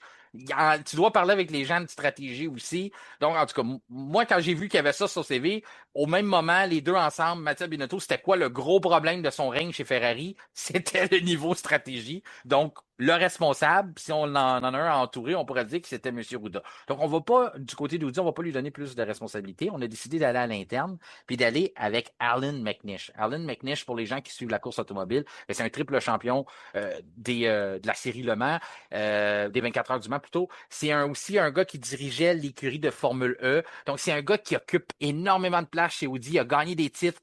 C'est un gars en qui on a énormément confiance en lui. Donc, on va lui on proposerait que ce soit lui qui prenne le poste de directeur de course. Donc, pas directeur d'écurie, mais on lui donnerait aussi un rôle avec les médias pour un peu enlever ça sur la charge du travail de Mattia Binotto. De ton côté, je ne veux pas te demander nécessairement qu'est-ce que tu penses d'Alan McNish parce qu'on ne le sait pas. Il n'a pas été un gars en F1. C'est un gars quand même qui a roulé sa bosse dans plusieurs chapitres de sport automobile. Mais le fait qu'on va venir imposer quelqu'un à Mattia Binotto ou qu'on va plutôt avoir un droit de regard sur qui il embauche, est-ce que c'est quelque chose qui te surprend ou tu penses que ça fait partie de l'équation quand tu es dans une grande corporation comme Audi? Je pense que c'est normal qu'Audi se protège de pas tout mettre les œufs dans le panier Mattia Binotto. Puis c'est pas que j'ai pas confiance en Mattia Binotto. Je pense que c'est un bon choix. Puis jusqu'à maintenant, il fait bien depuis qu'il est arrivé chez Sauber, maintenant Audi. L'écurie progresse bien, là, ça on peut pas le nier. Maintenant, comme tu l'as très bien dit, Binotto est pas sans faille. Alors, je pense qu'Audi fait très bien de se protéger jusqu'à un certain point, de mettre quelqu'un qu'on connaît bien. Ça ne veut pas dire, par contre, que c'est le meilleur candidat. Hein. J'ai l'impression qu'on le met là parce qu'on le connaît puis on sait ce qu'il peut nous donner. Il n'y Peut-être a que pas pour de la première jardinage. année, c'est correct, Il n'y a mais oui. pas de période de jardinage parce qu'il est déjà chez En plus, ouais, ouais, très ouais. bon point. McNish, si je me souviens bien, a été chez Toyota quand Toyota est arrivé en F1. Ah, OK. Alors, il faudrait que j'aille vérifier, Ouais, là, ça se mais peut. je pense qu'il sait c'est quoi de débuter une écurie de Formule 1 pour un grand constructeur. Donc, tu sais, ça peut être un avantage, dans le sens qu'il a déjà vécu ça, il peut se mettre dans la peau des pilotes. Et là, tu sais, c'est quand même un élément qui est à considérer. Moi, principalement, là, je suis content de voir Audi effectivement faire la part des choses. On te fait confiance, Mathieu Binotto, mais on va quand même mettre celui en qui on a confiance dans le poste de directeur de course, en espérant que le mariage fonctionne entre les deux. Un sujet que tu voulais apporter à la table aujourd'hui aussi, c'est le risque de voir le Qatar et Abu Dhabi disparaître du calendrier, ben, ou du moins pour cette année, que on soit obligé d'annuler ces deux dates-là. On le sait, il y a un conflit au Moyen-Orient qui se règle, qui se règle pas, qui se règle, qui se règle pas. Tant qu'il va y avoir de l'incertitude, j'ai envie de te dire qu'on n'ira pas dans cette partie-là du monde, du côté de l'organisation de la Formule 1. Je suis pas dans leurs souliers, mais pour moi, c'est le point logique de dire s'il y a moindrement d'incertitude à cause qu'on l'a vu, les gens là-bas décident de se venger sur des personnes qui peuvent avoir aidé les Américains. Tu l'avais mentionné toi-même que ça appartient à un propriétaire américain, la Formule 1, donc ça pourrait être une belle forme de représailles. On pourrait aussi décider d'avoir des représailles sur Abu Dhabi, qui avait déjà eu un missile dans ce coin-là aussi, Bahreïn, tout ça, Qatar, ben, là-dedans aussi. Donc, si jamais on arrivait à annuler ces deux Grands Prix-là, le modèle d'affaires de la F1 doit commencer à se préparer des plans de rechange. Puis tu voulais qu'on parle de ça. Qu'est-ce que la F1 pourrait voir? Qu'est-ce qu'on pourrait avoir comme alternative? Je me suis prêté à l'exercice, moi aussi, de mon côté. Mais vas-y en premier. Qu'est-ce que toi, tu vois? Ouais, ben, Il y a Bakou aussi qui pourrait être incertain, hein, aussi, parce que c'est pas si loin que ça, Bakou aussi, de cette partie-là. Là. ouais, mais j'ai l'impression que Bakou va être sauf, mais tu as Ouais. raison. Là, ultimement, si on regarde la carte, Bakou pourrait être en danger, là, éventuellement. Mais reste que j'en voudrais à la F1 là, de ne pas prévoir un plan de rechange. Ouais. Surtout que là, ça a passé pour cette fois-ci, mais là, on a du temps. Là, tu sais, là, alors, je m'en voudrais bien. Alors, pour le plaisir, parce que c'est uniquement pour ça, tu sais, je me suis dit, quel circuit je voudrais voir? Tu sais, quel circuit j'aimerais qu'on termine la saison avec? Parce que je ne voudrais pas qu'on annule les deux derniers Grands Prix. Je veux qu'on les court. Alors là, je me suis dit, OK, les circuits que j'aime, je vais aller en Europe, mais vers le sud. Fait que là, j'ai pensé à Mugello. Sauf que Mugello, j'ai regardé, là, en novembre et en décembre, il fait 10 degrés dans le jour. Fait que la nuit, des fois, il y a du gel. Fait que là, c'est limite. Ouais. Et c'est la même chose pour le Paul Ricard dans le sud de la France, où là, c'est un circuit peut-être que j'aime moins, mais je me dis au moins on peut y aller, puis il y a une longue ligne droite, alors ça pourrait fonctionner. Mais même affaire, je pense que la température, ça ne fonctionnera pas. Donc, il faut aller dans l'hémisphère sud. Il faut aller vraiment en Australie et là, et aussi en Afrique du Sud. Et j'espère que la F1 va s'enlever les doigts du nez avec la FIA, puis qu'on se prépare, puis qu'on y aille finalement, qui est à la mi cette année, qui est un circuit que j'ai toujours aimé. Évidemment, on ne l'a pas vu depuis 30 ans, là, en F1, donc vous ne le connaissez pas, puis je le conçois. Mais c'est un circuit qui a été là pendant plusieurs décennies, les années 60, 70, 80. Et là, ça fait combien d'années qu'on reparle là, de l'importance de retourner en Afrique? Et j'espère qu'à un moment donné, on ira. Mais Kialami, c'est un beau circuit. C'est plus la même version que des années 60, là, je le sais, mais c'est un endroit populaire à l'époque. Alors moi, là, je suis très prêt qu'on retourne là. Et en plus, il y a un virage qui s'appelle le Barbecue Bend. Donc, tu sais, tu peux pas ne pas aimer un circuit avec un virage qui s'appelle comme ça. Ouais, je vois déjà les commandites dans ce coin-là, ça serait très Ouais, exactement. Et là, Écoute, j'en ai un autre. Puis là, ouais. c'est mon préféré. C'est Adélaïde. Adélaïde, J'ai regardé, là, je le sais, il est grade 3. Puis là, mais let's go. La FIA, allez aider à Adélaïde en Australie. Mettez un peu de vos sous. Modifiez le circuit, vous avez le temps. Mais c'était tellement un circuit le fun. C'est le meilleur circuit urbain que j'ai vu de ma vie. Alors, qu'on y aille à Adélaïde cette année, je pense qu'on pourrait avoir 2 Grands Prix en Australie, puis ça fonctionnerait bien. Puis c'est un circuit qui a tellement été populaire et spectaculaire avec la longue ligne droite, le freinage serré au bout. Je voudrais voir ça cette année. Adélaïde, qui a l'ami, là, je suis très près ma vie. Écoute, Simon, j'admire à quel point que tu t'es investi dans tes choix. Puis on dit c'est gratuit. Hein? Rêver, c'est gratuit. Puis je te dis pas que c'est pas des bons choix que tu as faits. Je suis d'accord avec toi. J'aimerais vraiment voir les F1 là, mais j'ai essayé de me mettre dans les souliers de Liberty Media, qui essaye de couper les logistiques de transport, qui essaye de régler un peu tout ça. Oui, c'est vrai qu'on était supposé aller au Moyen-Orient. Moi, je regarde, on a un Grand Prix au Brésil, qu'on a enlevé la sprint. On a enlevé la sprint cette année, je pense. Hein? Qu'on devrait toujours l'avoir. J'aille voir, là, je suis pas certain. Au centre de mémoire, on l'a enlevé, puis je n'étais pas content de ça. Mais en tout cas, on est là le 6 au 8 novembre. Après ça, on n'a rien avant le 19 et 21 novembre. OK? Fait que là, on a un peu de temps. Soit on rajoute une course sprint. Un week-end sprint, on fait une course de plus, on donne plus de points. On fait 2 courses. Je ne sais pas ce qu'on organise. On reste là la semaine d'après pour faire un autre course. Peut-être. Parce que j'haïrais pas ça. Parce que moi, j'ai l'impression qu'on ne voudra pas trop faire de déplacements. Puis j'ai l'impression que ça fait notre affaire de finir la saison à Vegas. Ah, ça serait, oui, ça, je pense que la Liberty Media aimerait vraiment ça. Parce que t'enlèves Qatar, t'enlèves Abu Dhabi, c'est Vegas ton dernier Grand Prix. Fait que je pense pas que c'est une catastrophe qu'on veut éviter. Ce qu'on veut faire, par exemple, c'est qu'on doit donner des Grands Prix à à notre service de comment on appelle? Le mot ne vient pas, mais oui, les contrats de télévision prévoient un certain nombre de Grands Prix. C'est ça, on doit livrer. Donc, est-ce qu'on serait tenté de faire une grande finale à Vegas avec 2 courses, avec une sprint, avec... je ne sais pas. Mais comme je te dis pas que c'est ça le meilleur scénario, mais j'ai l'impression que dans la tête de Liberty Media, c'est là qu'on va regarder. On va regarder pour faire un week-end de plus au Brésil ou modifier avec une sprint, puis essayer de terminer ça avec une grande finale à Vegas. Depuis le début qu'on a mis un Grand Prix là-bas, c'est ce qu'on s'imagine de dire terminé avec un gros spectacle, puis tout ça. Puis je pense que ça pourrait fonctionner, le plan que tu as en tête. Seule chose, c'est que Vegas se vend pas bien au niveau des téléspectateurs, au niveau des spectateurs sur place, par contre. Pardon. Mais je pense que si c'est le dernier Grand Prix de l'année, puis que c'est ça, on peut baisser les prix puis s'assurer d'avoir des gens. C'est ça, c'est les prix, parce qu'il y a eu de l'abus. Tu sais, on fait ça hein, dans le domaine du spectacle, on prend un élastique, là, puis on l'étire. Ah oui. Puis on l'étire, puis on l'étire, puis on l'étire. Puis à un moment donné, à casse, puis là, on fait on est allé trop loin. Je pense, la première année, c'était beau, là. Tout était neuf, tout était nouveau, et tout le monde voulait être à Vegas. Fait que là, on a vendu ça. Là, l'année d'après, on va remplir, on va étirer l'élastique, on va avoir tous les prix, les hôtels, puis tout le monde va se... Puis là, ça n'a pas fonctionné parce que c'était pas pareil. T'avais plus l'engouement de la première fois. Donc, ça a fait, c'est pour ça. Mais j'ai hâte de voir comment on va être capable de régler ce problème-là. Mais du moins, c'est quelque chose qu'on n'a pas fini de parler, les alternatives. Puis, si tu veux, on va aller tout de suite vers le top 10 parce que je trouvais ça plate. On a dit Allons-y. aux gens qu'on allait le faire.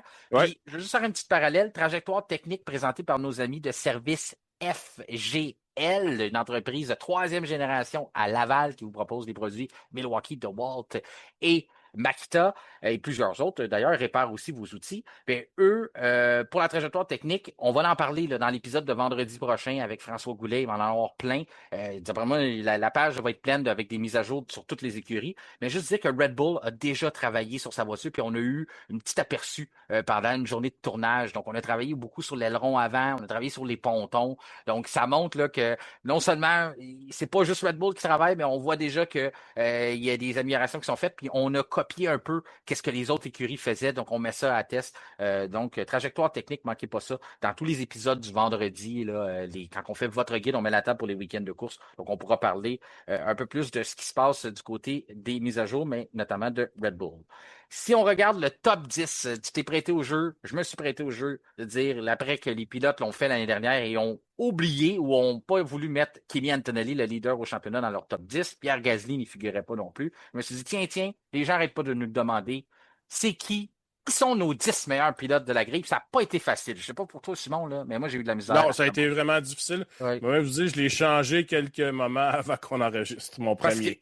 que, puis, je vais peut-être le changer pendant qu'on parle, c'est ça le pire. Mais quand je ne sais pas sur quel pied danser, ça dépend toujours de quelle perspective on prend. Est-ce que c'est les 10 meilleurs, peu importe la voiture? Est-ce que c'est les 10 meilleurs avec l'âge? Ou si on avait à bâtir une écurie, on irait avec qui comprendrait? Tu sais, il y a plusieurs façons de voir ça. C'est un peu comme quand les gens disent c'est qui le GOAT, c'est qui le greatest of all time? Mais ça prend toujours un peu, c'est toujours qu'est-ce que tu mets dans tes paramètres d'évaluation pour en arriver à cette conclusion-là. Mais on va commencer. On va commencer par le premier, je pense, si tu le veux bien. Toi, c'est qui ton pilote numéro un? Que si tu avais à choisir un pilote présentement, là, ton pilote numéro un, c'est qui? Je ne surprendrai personne, même si je l'avais décalé cet après-midi, puis je l'ai recalé tantôt. Je vais y aller avec George Russell. Oh, George OK. Russell, je prends, oui, côté talent, là, tu sais, ultimement, admettons, demain matin, là, pour sauver ma vie, on a besoin de gagner la course. Je pense que Russell, il est là. C'est sûr qu'il me déçoit un peu depuis le début de l'année, là, son attitude, il a l'air un peu ébranlé et tout. Reste que, à mon avis, il est à la meilleure place de sa carrière, mentalement. Il est à la bonne place au bon moment. Il est à la bonne phase. Et je pense qu'il a tout le talent qu'il faut pour gagner régulièrement en Formule 1. Il a peut-être à travailler un petit peu son mental, mais malgré tout, Russell, je le mets en tête. Si je ne compte que uniquement le talent des pilotes aujourd'hui, actuellement, c'est Russell, je pense, qui est le meilleur. Moi, je ne surprendrai pas personne. Peut-être te surprendre toi, mais moi, j'y vais avec Max Verstappen. Peu Alors, importe je m'attendais à ça. peu importe le début de la saison. Puis la raison est simple. OK? J'ai fait l'étude, je me suis dit, George Russell, il a un bon début de saison. Mais est-ce que Max aurait perdu 2 des 3 premières courses dans une Mercedes? Je suis pas capable d'arriver à oui. Pas capable de me dire que. Ouais, vu de même, mais Ouais. Max, moi, c'est son mental. Oui, là, il n'y Je a plus trouve qu'il est l'air tellement là. pas à bonne place en ce moment que, Ouais. ouf, il a perdu des rangs à cause de ça pour moi, là. Mais il était là en début de saison. Tu sais, j'ai écouté les pré-saisons, il était souriant. Même, je t'avais dit à un moment donné, j'ai l'impression que ça va bien pour Red Bull parce que c'est le visage de Red Bull, c'est Max. C'est le miroir. Si il Mhm. baboune, ça va. Tu sais, t'es capable tout de suite de savoir une fin de semaine si ça part mal le vendredi. S'il sort de l'auto puis il est pas content, ils ont du travail à faire. Ça veut pas dire qu'ils seront pas de retour le samedi. Mais tu sais, je trouvais qu'en essai libre, il était là, et en hiverno, et il avait l'air motivé. Puis à un moment donné, ça a cassé là, au premier Grand Prix de l'année. Puis après ça, la sortie de piste en qualif en Australie. En tout cas, Mhm. ça a dérapé. Puis là, il déboule la montagne, puis la boule, elle vient grosse, elle vient grosse, elle vient grosse. Je te dis pas qu'il est dans le meilleur état d'esprit, mais je me dis, admettons, je suis chez Mercedes, faut que je prenne j'ai la meilleure voiture, faut que je prenne le meilleur pilote. Je me dis, je me sens que j'aurais été tranquille de le mettre dans la voiture. Puis j'ai eu beau tourner le scénario, je sais pas combien de fois dans ma tête cet après-midi, de dire, est-ce que Max aurait vraiment échappé 2 des 3 premières courses dans une voiture comme ça? Je suis pas capable de voir ça. Je suis pas capable de voir qu'il n'aurait pas été en pole, qu'il n'aurait pas été. C'est pour ça que je me suis dit, bah, t'as ta réponse, Martin, c'est lui. Mm. C'est lui le numéro un Mais dans ma tête à moi. Ouais, ouais. En Chine, c'est quand même un ennui mécanique qui a En- empêché Russell d'être il est en parti, pole. il est parti deuxième pareil. Oui, il est parti Ouais. deuxième pareil, mais Antonelli, écoute, il se sauve avec la victoire. Est-ce que Verstappen aurait... Peut-être. Oui, peut-être, mais je suis juste pas certain. Non, mais George, c'est pas un Puis, mauvais choix non plus. Tu sais, comme je te dis, il n'y a pas de. ouais. Je Ben, l'avais ça dans a la été tête. tough, je te le dis, là. Ouais. Ouais, Ouais. je l'avais dans la tête, je le tournais, je le tournais. Puis, George a même déboulé parce que, je vais te surprendre, mon choix numéro 2, j'ai mis Charles Leclerc. J'ai le même choix numéro 2. Ah, Et ouais, il OK. aurait pu être numéro 1, ouais. Ouais. J'ai Charles Leclerc, moi aussi. Parce Ouais. que. Et Charles Leclerc, et je me suis dit, j'avais mis Charles Leclerc numéro 1 en après-midi. Mhm. Parce que je me suis dit, j'aime pas Russell actuellement. Il a l'air ébranlé. Bon, il me Ouais. semble pas solide sur ses pattes. Puis après tout, je me suis rappelé que Charles Leclerc, quand ça va pas bien, lui aussi, là, le mental est Mhm. difficile. Puis tu as l'impression que. Je trouve qu'il manque de leadership. Euh, il n'a pas l'air solide quand ça va pas bien, Charles Leclerc. Je me suis dit, peut-être que si Russell il est favori au championnat puis il trouve ça difficile, cette position-là, qu'est-ce qui me dit que Leclerc réagirait pas plus mal que Russell? Peut-être. Le passé me fait croire que oui. Fait que j'ai mis Leclerc deuxième, sauf que depuis le début de l'année, Leclerc, il va super bien. Ouais. Il, tu sais, il s'exprime librement, il fait des bonnes courses, il mène des superbes batailles, il s'accroche pas, il fait des belles qualifs, même si il rage contre le système, ça ne l'empêche pas qu'il y ait des bons résultats. Alors, tu sais, il est deuxième, mais il est pas loin d'être premier, à mon avis, actuellement. Et encore une fois, je reviens. Si Verstappen perd des rangs, là, c'est parce qu'à à mon avis, il n'est pas à bonne place mentalement. Non, Je non, te je laisse comprends. continuer. Puis le mental est super important en F1. Fait que je comprends exactement pourquoi il descend. Moi, Charles, ça va dans la même veine que toi. Le début de saison, puis me suis même basé sur l'année dernière de dire, hey, on y a mis un Lewis Hamilton d'impact. Ouais. Puis ça l'a pas. En tout cas, si ça l'a ébranlé, on l'a pas vu. Moi, j'ai pas vu un Charles être ébranlé par ça. Ça m'avait surpris que dans les premiers essais, il était en train d'aider Lewis Hamilton à comprendre la voiture. J'étais Charles, pourquoi tu fais ça? C'est le gars qui veut venir te planter. C'est le gars qui est venu prendre 100 millions. C'est le gars qui est venu piger dans ton portefeuille. C'est de l'argent qui aurait pu aller à toi. Il est venu apprendre. Il s'en vient voler ta job, voler ton rêve de ramener un championnat pour Ferrari. Puis tu l'aides pareil. Mais le gars a zéro complexe contre le septuple champion. C'est correct, le Lewis a dépassé 40 ans, puis il est peut-être plus, il est plus le Lewis qu'il était. Mais quand même, ça aurait pu. Tu sais, j'ai l'impression que ça aurait bien plus déstabilisé un Lando Norris qui se retrouve plus loin dans mon Ah classement. oui. Fait que tu Oui. y mets un gros gars. Tu sais, il a été déstabilisé par Piastri, là. Tu sais, Mhm. fait que, imagine que ça aurait fait s'il y avait mis un Lewis Hamilton. Non, non, Charles pour vrai. Puis moi, le Charles fâché, là, c'est lui que j'aime. C'est lui que je veux voir. Ouais. Tu sais, je pense que le gars, John Elkin de chez Ferrari, là, je pense qu'il a Ouais, ouais. compris, lui, de dire un Charles Leclerc fâché, c'est un meilleur Charles Leclerc. Puis il a essayé de l'embrasser un peu l'année passée. Je te dis pas que son état d'esprit est toujours parfait, puis c'est un gars qui se tombe dessus des fois un peu trop.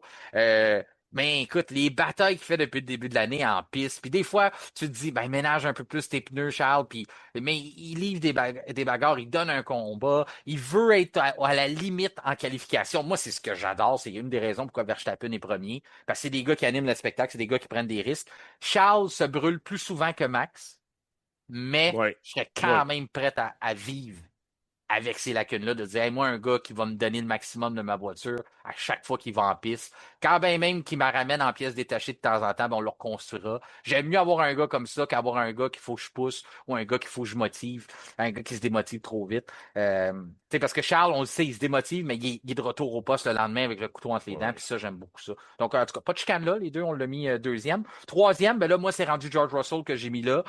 Il a déboulé parce qu'il était deuxième sur ma liste de mémoire l'année passée quand on avait discuté de ça. On n'avait pas fait de Ouais. palmarès, mais j'avais dit que pour Effectivement. moi, je le voyais comme le deuxième meilleur pilote de la grille. Mais là, c'est le temps de livrer cette année. Il a la bonne voiture. Ça fait des années qu'il se fait aller la bouche, fait aller les babines. Dire, ah, ben, si j'étais dans une Red Bull, je serais champion du monde. Puis si, mais là, tu l'as la voiture pour être champion du monde. Ouais. Puis t'as perdu. Mais George, je pense que Dundee des courses où il peut faire un peu comme Antonelli au Japon, dans le Ouais, sens, mais le premier à mi-course, puis il va aller la chercher, la victoire. Tu sais. ouais, mais Il est il y peut-être avait. meilleur pour être en avant que rouler troisième ou quatrième. Là. Ouais. Mais il y avait des chances. Tu sais, il est parti deuxième. Oui, il y a eu des problèmes mécaniques. Tu sais, puis là, c'est toute la malchance tombe sur moi. Puis, Ouais, ça, j'ai moins aimé. Ça, je suis ah, d'accord avec toi. Mais c'est.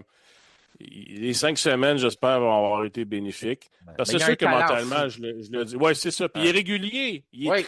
très régulier. Ouais. C'est peut-être ça aussi qui a fait que je l'ai mis en avant de Leclerc, parce que Leclerc, des fois, il en manque un petit peu. C'est-tu une des choses que j'aime le plus de George aussi? C'est qu'il Vas-y. trouve des solutions. Rappelle-toi, l'année dernière, les qualifications, c'était pas facile pour Mercedes, puis c'est lui qui avait trouvé la façon de préparer les pneus puis les mettre dans la bonne température. Il est très, tu sais, un peu comme Carlos Sainz, c'est comme ça aussi. Trouve des bonnes façons pour l'écurie, toujours en train de penser, réfléchir, à place de s'apitoyer sur son sort. Tu sais, Russell, je trouve que quand il met ses, quand il met son intelligence à la bonne place, plutôt que de dire, ah, lui, il enfreint le règlement, lui, a fait ci ou lui, à chialer, quand il Ouais. met vraiment ses énergies là, Ouais. sur piloter puis être rapide, il est dangereux. Il est très, très, très dangereux. Mais il est pas, tu sais, cette maturité-là, il l'a peut-être pas encore. Mais c'est sûr que c'est tout. Moi, j'ai été vendu sur George Russell quand je l'ai vu chez Williams. Puis je pense encore que c'est un des grands pilotes. Mais cette année, il est 1 en 3 dans une place qui, selon moi, devrait être au moins 2 en 3 dans le pire des scénarios ou 3 en 3. Il devrait avoir gagné les 3 premières courses de l'année parce que c'est son occasion d'être champion du monde cette année. Puis ça se joue en début de saison. Là, je trouve que il est parti du mauvais pied, puis c'est Antonelli qui a le momentum, puis là, il faut déjà qu'il casse ça. Là. Ouais, ça, c'est un bon point. Sauf que les saisons sont rendues tellement longues qu'il y Ben aura le oui. temps. Là, Ah oui, il y a le temps. il y a le temps. Et Japon, tu sais, tout ce que tu dis est vrai, là. Presque le timing de la voiture de sécurité ne l'a pas aidé. Ouais. Donc, Ah oui. tu sais, à quelque part, je pense qu'il serait allé la chercher, cette victoire-là, sans ça. Troisième, moi, c'est Oscar Piastri. Ah, OK. Oui. Ouais. Là, écoute, là, c'est sûr que je me fais influencer par le Japon, là. Et j'ai été pas mal impressionné par sa conduite là, lors de cette course-là.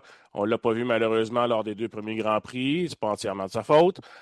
Mais là, je pense qu'Oscar Piastri, c'est sûr que je me base uniquement sur ce Grand Prix-là puis sur ce qu'il a fait l'an dernier. Je vois des très belles choses pour Oscar Piastri. Il me semble à la bonne place, juste assez calme aussi, peut-être justement pour naviguer à travers les difficultés que McLaren vit en ce moment. Difficultés entre guillemets, là, comme le dirait François Goulet, mais quand même. Alors, moi, je l'ai mis là. Puis là, écoute, là, tu sauras qui est le quatrième. Ben, moi, mon quatrième, c'est Oscar Piastri. Fait que, comme Ah, toi, il a devancé son coéquipier Lando Norris. Malgré oui. tous ses déboires de fin de saison, j'ai trouvé qu'il est revenu fort. Tu sais, si un gars pourrait dire ah, les malchances tombent sur moi, tu sais, Oscar pourrait le dire aussi, là, il a été malchanceux depuis le début. Totalement. Ah oui. Puis Ouais. aussitôt qu'il a l'opportunité d'être en piste, c'est couteau entre les dents, puis il va chercher le maximum, il se bat. Je pense que c'était un autre qui aurait peut-être pu gagner la course aussi. On le saura jamais. Oui. Je pense que Mercedes était trop fort, mais quand même, on ne l'a pas essayé. Mais il était là, Oscar. Il s'est donné une chance de se battre pour une victoire. Donc, non, moi, Oscar Piastri, depuis le début de l'année, c'est sûr qu'il a perdu des rangs dans ma tête à cause de. Il y a des choses que j'ai pas aimées dans sa fin de saison, sauf que il l'a pas demandé. Il était à troisième saison en Formule 1. Tu te bats pour un championnat. Il y en a des fois qui attendent un peu plus puis qui arrivent avec un peu plus de bagages pour se battre. Lui, je pense qu'il n'y avait pas tous les outils. Puis en plus, ben, il y avait des choses qui se passaient à l'interne aussi. On le sait, on ne reviendra pas là-dessus. Mhm. Mais quand même, Mhm. Oscar Piastri, pour moi, est le quatrième meilleur pilote de la grille présentement. Toi, c'est qui ton numéro 4? Ben là, j'ai mis Max Verstappen à un moment donné, Ah, là, faut c'est que sûr qu'il ça. faut. C'est Ouais, c'est vrai. ça. Et uniquement, je reviens là-dessus, c'est juste que je pense que mentalement, il n'est pas à la bonne place, mais tu sais, on le sait que si jamais Red Bull se met à avoir une bonne voiture qui va bien, on va revoir le Max Verstappen qu'on a vu l'année dernière en fin de saison. Même s'il aime moins la conduite qu'avant, s'il peut gagner des courses, on va revoir le Verstappen qu'on aime. Alors, il montera de grade à ce moment-là, sauf que là, actuellement, je le trouve trop négatif. J'ai l'impression qu'il est un peu partout en même temps. J'ai l'impression aussi que l'écurie fait beaucoup d'efforts pour le satisfaire, puis ça ne marcherait pas dans tous les environnements. Alors, juste pour ça, il a perdu des points. Cinquième, qui t'a mis? Ben là, c'est Kimi Antonelli. Ah, j'ai le même. Puis, Ouais. je trouve ça impressionnant. Je m'en allais dire, il va falloir que j'explique à Simon pourquoi Kimi Antonelli a dépassé Lando Norris dans mon livre. Mais j'aurais pas besoin de te l'expliquer longtemps. Vas-y, Simon, pourquoi il est devant Lando Norris? J'ai été très impressionné par ses 2 victoires, autant en Chine qu'au Japon. Ouais. En Chine, il a dominé. Tu sais, le problème de Russell en qualification lui a ouvert une porte. Il n'a pas eu besoin de plus. Il a rentré dedans et il a dominé le reste du week-end. Je peux même revenir en Australie où il a fait une erreur. Il s'est repris et a connu une belle course. Et là, au Japon, encore plus impressionnant d'après moi. Ça va pas bien. Son départ est atroce. Puis là, les circonstances de course font qu'un peu par hasard, c'est lui qui est premier. Et à partir de ce moment-là, on a vu un Kimi Antonelli focus, j'ai une chance de gagner. Et là, il s'est envolé avec la victoire. Il a laissé la chance à personne. J'ai été très, très impressionné par cette victoire-là au Japon. Et ça fait en sorte que je pense que Mercedes ne s'est pas trompé avec Kimi Antonelli. Non. Et maintenant, actuellement, il est le 5e meilleur pilote. Je fais ça rapidement parce que je veux qu'on ait le temps de toutes les Oui. passer. Mais moi, Kimi Antonelli, tu le dis, c'est parce qu'il saisit ses opportunités. Puis Lando Mhm. Norris, je l'ai mis au 6e rang parce que il nous a montré par le passé que il en laisse passer, il en laisse filer des opportunités. Des fois, quand le moment est grand, il se présente devant lui, puis tu penses, hey, rentre dans la porte, puis tu vas l'avoir. Ben, c'est pas ça qui se passe. Kimi Antonelli, lui, il comprend. Fait que déjà là, malgré qu'il n'a pas l'expérience que Lando a, je trouve qu'il est déjà en avance sur ce que Lando est capable de m'apporter. J'ai l'impression qu'il a plafonné Lando Norris, et que pour moi, il se retrouve au 6e rang. Moi, j'ai mis Gasly au 6e rang parce qu'il Wow. m'impressionne beaucoup depuis le début de la saison. Ouais. D'ailleurs, allez voir ce que j'ai écrit là-dessus si vous voulez. Oui, je pense que Gasly actuellement est à son meilleur et s'il avait la chance d'avoir un meilleur volant, il serait en avant. Et 7e, Lando Norris, parce que je suis un peu avec toi, j'ai l'impression que Norris, il stagne actuellement. Il va falloir qu'il se déniaise un petit peu pour qu'on revoie le Norris de ses meilleurs jours, parce que depuis le début de la saison, il est un peu effacé. Le champion du monde qui se retrouve au 6e rang sur ma liste, puis au 7e, c'est incroyable pareil. Hein? Au 7e sur la Ouais. tienne. Au 7e rang, moi j'ai mis Oliver Burman. Ça ne surprendra pas personne. Je pense que je l'aime beaucoup. Les pilotes l'avaient déjà mis dans le top 10 l'année dernière après sa première saison. Je trouve que ce qu'il nous montre depuis le début de la saison, son accident, c'était pas de sa faute. Je trouve qu'il était un très, très bon pilote en devenir. J'aime ce qu'il nous montre. Il est à l'intérieur d'une Haas aussi. Faut tenir ça en considération. Pour moi, il est le 7e meilleur pilote de la grille. De ton côté? 7e, c'est Norris. Et Ah oui. 8e, j'ai mis Lewis Hamilton. Lewis Hamilton qui se trouve quand même une place dans ton top 10. C'est quand même bien. Moi j'ai Isaac. Il a repris du galon depuis cette année. Là. Ouais. Honnêtement, il a monté. Là, ouais. Ouais. Moi, j'ai juste pas confiance. Il est complètement revenu. J'ai pas aimé son Grand Prix du Japon. En Chine, il avait l'air sur un hype, et au Japon, c'est un négatif rapidement. En tout cas, ça reste à voir. Moi, j'ai mis Adjar, 8e. Ça aurait pu s'interchanger. J'avais Gasly aussi que j'ai mis 9e. J'hésitais à le mettre devant Adjar. La seule raison pourquoi j'ai mis Gasly 9e, c'est que je l'ai déjà vu dans une grande écurie. J'ai pas aimé ce que j'ai vu. Ça veut pas dire qu'il pourrait pas mieux faire, mais Adjar, Berman, je les ai pas vus encore là, donc je serais curieux de les voir tenter leur chance. Donc Gasly, 9e pour moi. Si tu veux terminer ton top 10, puis après ça, on pourra... Ouais. 9e, Oliver Burman, pour les raisons que tu as dit. Il m'a beaucoup impressionné cette année. Et 10e, Fernando Alonso, qui a été peut-être le plus difficile à positionner, mais je pense qu'il mérite une place encore dans le top 10. Donc 10e, Alonso, juste une petite coche devant Sainz. J'ai aussi Alonso, j'en ai de le débaptiser. Ça fait pas assez longtemps qu'il est là, on sait pas son nom encore. Ben, c'est ça. Fait que moi, c'est le bout le plus dur, la 10e place, parce que j'avais Hamilton. Mais je me suis dit, je pense que j'aimerais mieux mettre Alonso. Si j'avais la Ferrari, j'aimerais mieux mettre Alonso dans la Ferrari qu'Hamilton. À cause de l'attitude, j'ai l'impression qu'il m'en donnerait plus. C'est ma perception à moi. Il y avait Carlos Sainz qui était là aussi, qui était dans le top 10 des pilotes. Comment ça, je le mets pas? Puis il y a Gabriel Bortoletto. Tu me l'as dit la semaine passée, tu m'as dit, t'es peut-être allé trop loin, je sais pas si tu vas encore aller là, mais tu me dis, c'est un calibre de champion du monde. Puis, je le sais, Bortoletto, il a pas eu la chance, comme Adjar, comme Berman, de se faire valoir, mais il a quand même trouvé des façons de se faire voir dans une stack Sauber, à certains moments dans un Audi. Mais j'étais là, si j'ai une décision à prendre demain matin, je vais quand même y aller pour son mentor, Alonso. Mais c'est très, très dur, la 10e position. Là. C'était pas facile. Fait que je répète mon top 10 rapidement pour que tout le monde le comprenne. Verstappen premier, Leclerc deuxième, Russell troisième, Piastri quatrième, suivi de Antonelli, Norris, Berman, Adjar, Gasly et Fernando Alonso complète le top 10. De ton côté, Simon, si tu veux le répéter. Premier, George Russell. Deuxième, Charles Leclerc. Troisième, Oscar Piastri. Quatrième, Max Verstappen. Cinquième, Kimi Antonelli. Sixième, Pierre Gasly. Septième, Lando Norris. Huitième, Lewis Hamilton. Neuvième, Oliver Burman. Et 10e, Fernando Alonso. En tout cas, ça a été un plaisir, encore une fois, Simon, de passer à Partager. l'actualité, de faire ce top 10-là ensemble. Ça va faire réagir les gens. J'imagine qu'on va déjà avoir des messages parce que tu as mis Verstappen quatrième. Mais je comprends ton point. Je sais pourquoi tu l'as fait. Puis le fait que tu n'as pas mis Ocon dans le top 10, ça va nous sauver bien des messages, je pense. Non, Ocon, 15e. 15e, c'est bon. Hey, salut Simon. Les gens peuvent écouter ton podcast qui s'appelle A Race to Remember, disponible aussi sur Spotify. Et bien sûr, ton livre Villeneuve-Schumacher, 1997, le duel qui a marqué une époque. Alors, on se revoit très bientôt, à partir du week-end prochain pour revenir sur le Grand Prix de Miami. D'ici là, porte-toi bien, mon ami, et bonne fin de semaine. Et toi de même. C'est ce qui conclut notre épisode du vendredi 24 avril. Notre prochain rendez-vous sera vendredi prochain en marge des séances d'essais libres et du week-end sprint du côté de Miami, en Floride. Mais d'ici là, je vous invite à nous rejoindre sur les différents réseaux sociaux, notamment sur Facebook, Instagram ainsi que LinkedIn, et à vous abonner à nos chaînes Spotify, YouTube et même Amazon Music. Et cliquez sur la petite cloche, question de recevoir une notification lors de la publication des nouveaux épisodes. Mon nom est Martin Simon, Simon avec un C. Je vous remercie de faire confiance au F1 Podcast et je vous souhaite un excellent week-end.